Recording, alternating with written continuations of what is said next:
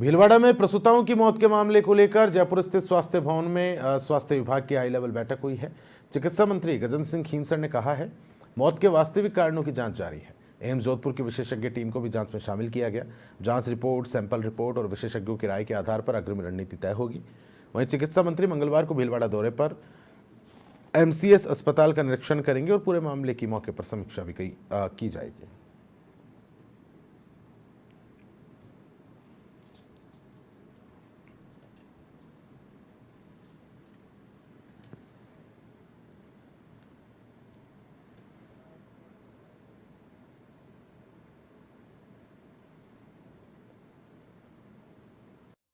हमने सब चीज कर दी, हमने सब खोजबीन कर ली। वो ऑक्सीटोसिन का जो था उसके अंदर मात्रा वो एक हमें वो कम पाई गई।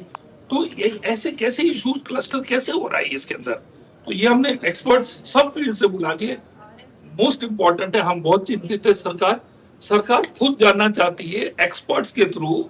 एम्स को हम जोधपुर को भी बुला रहे हैं, सबके थ्रू हम जानना चाहते हैं कि कोई खामी है तो हमें बताएं, पॉइंट आउट करें। तो हम इसको ओपनली करें, इसको हम ट्रांसपेरेंटली करें, ताकि स्वास्थ्य सेवा जो है वो अच्छी रहे। और जैसे मैंने बोला कि 48 जो डेथ्स 1 लाख के अंदर है, Rajasthan well with in the means है।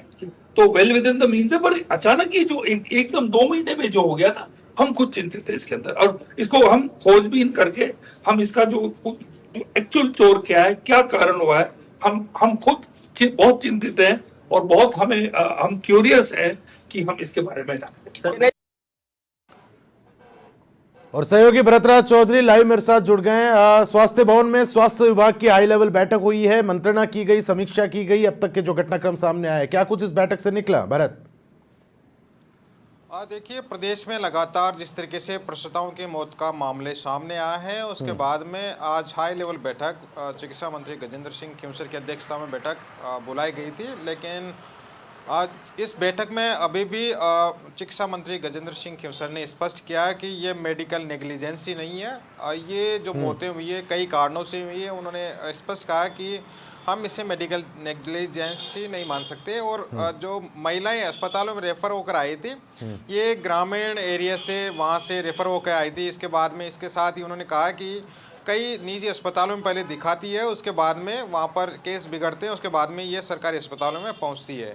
इससे पहले भी जब ये कोटा में, बीकानेर में, जोधपुर में ये मामले सामने आए थे, उस समय भी मंत्री खीमसर का बयान सामने आया था और उन्होंने कहा था कि जो ये महिलाएं हैं ये पानी कम पीती है, ग्रामीण इलाकों से आती है। और अब तो बारिश का मौसम भी आ गया है, तो अब हो सकता है कि इनकी कोई और कारण रहे हो, उनकी हम उन कारणों तक पहुंचने की कोशिश कर रहे हैं। और एक कमेटी वहां पर भिजवा दी गई है जो इन मामलों के लिए वहां पर बातचीत कर रही है, वहां के सैंपल ले रहे हैं और इसके साथ ही कोशिश की जा रही है कि उनके कारणों तक पहुंचा जाए। फिलहाल एक हाई लेवल बैठक बुलाई गई थी जिसमें एम्स के डॉक्टर्स भी थे, इसके साथ ही चिकित्सा प्रमुख सचिव गायत्री राठौड़ थी, एनएचएम डायरेक्टर डॉक्टर जोगाराम थे, अतिरिक्त मिशन निदेशक डॉक्टर टी सुमंगला थी, इसके साथ ही मेडिकल कॉलेज के प्रिंसिपल और तमाम जो डॉक्टर्स थे वो यहाँ पर इस बैठक में बुलाए गए थे। और उन्होंने मंत्री ने स्पष्ट कहा है कि जो शुरुआती जो अच्छा भरत, मैं आपसे एक सवाल जानना चाह रहा हूं। जो विशेषज्ञ पहुंचे, इन्होंने इन तमाम घटनाओं को लेकर कोई खास तरह का पैटर्न नोट किया है क्या?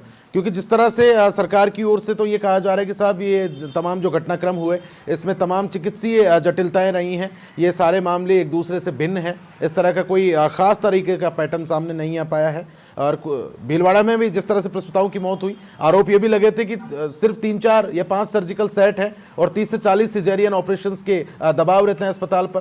तो कहीं ना कहीं इन्फेक्शन, संक्रमण, तमाम जो कारण है, मोटे मोटे तौर पर मैं बात करूं तो अब क्या कुछ विशेषज्ञ करेंगे?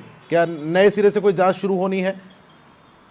और देखिए, अभी तक की जो चीज़ें सामने आई है इन मौतों के बाद में, डॉक्टर्स की टीमें बनी है। हर बार जहाँ जहाँ भी मौत के मामले सामने आए, चाहे कोटा के हो, जोधपुर के हो, बीकानेर हो, भीलवाड़ा हो, बांसवाड़ा, इसके बाद में लगातार डॉक्टर्स की टीमें बनाई गई है और उनके जांच के कारणों का उन्होंने विश्लेषण किया।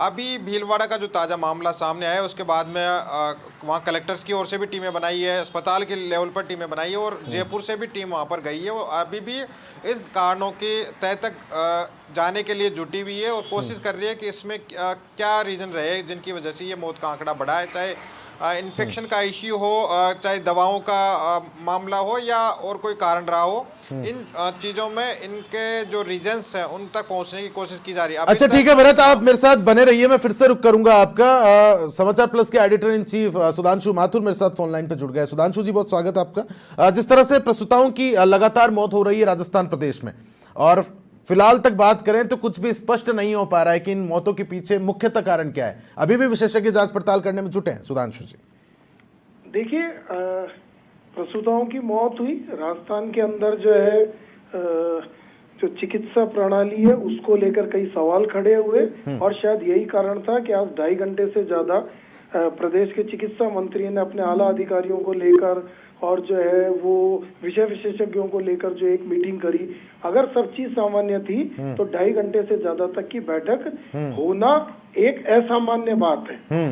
नंबर दूसरा कि जिस तरह से प्रेस कॉन्फ्रेंस के अंदर जो हमारे चिकित्सा मंत्री है उन्होंने जिस तरह से जवाब दिए, जो उनकी बॉडी लैंग्वेज थी, मुझे नहीं लगता है कि एक सभ्य समाज में उसकी कहीं एक्सेप्टेंस होगी। आप एक गंभीर विषय के ऊपर प्रेस कॉन्फ्रेंस कर रहे हैं, आप प्रसूताओं की मौत के ऊपर जो है वो सरकार का पक्ष रख रहे हैं, और वहां पर आप बीच में अट्ठास करते हैं, ठाका लगाते हैं। तो ये क्या राजस्थान सरकार की ये तस्वीर है कि जिस तस्वीर में इतने संजीदा, इतने गंभीर मामले के ऊपर चिकित्सा मंत्री अट्ठास लगाते हैं और कहते हैं कि अगली बात ब्रेक के बाद। तो मुझे लगता है कि कहीं ना कहीं अब जरूरत इस बात की भी है कि हम मौत के ऊपर, यानी कि उन अबला नारियों की मौत पर, उन प्रसूताओं की मौत के ऊपर गहन विचार मंथन कर रहे हैं, या हम अपना उन मौतों से पल्ला झाड़ रहे हैं।